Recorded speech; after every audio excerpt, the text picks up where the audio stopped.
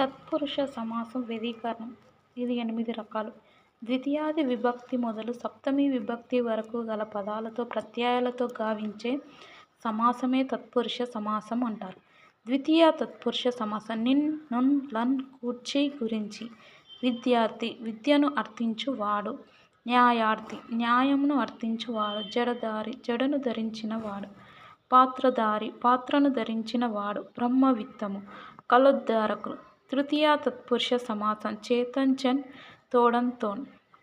గుణహీనుడు గుణాల చేత హీనుడు. వంశహీనుడు వంశం చేత హీనుడు. జనహీనుడు జనాల చేత హీనుడు. ఖడ్గయుద్ధము ఖడ్గంతో యుద్ధం. కనకాభిషేకం కనకము చేత అభిషేకం. మతిహీనుడు మచిచేత హీనుడు. కస్తూరి బొట్టు కస్తూరితో బొట్టు. చతుర్థి తత్పురుష సమాసం కొరకున్ కై. రాత బల్ల రాత కొరకు బల్ల. ధనాశ ధనము కొరకు ఆశ. దూడగడ్డి దూడ కొరకు గడ్డి. వరకట్నం వరుని కొరకు కట్నం. వంట కట్టెలు వంట కొరకు కట్టెలు. పంచమీ తత్పురుష సమాసం వలనన్ కంటెన్ పట్టి. అగ్ని భయము అగ్ని వలన భయము. చోర భయము చోరుని వలన భయము. మూషిక భయం మూషికం వల్ల భయము. దొంగ భయం దొంగ వలన భయము.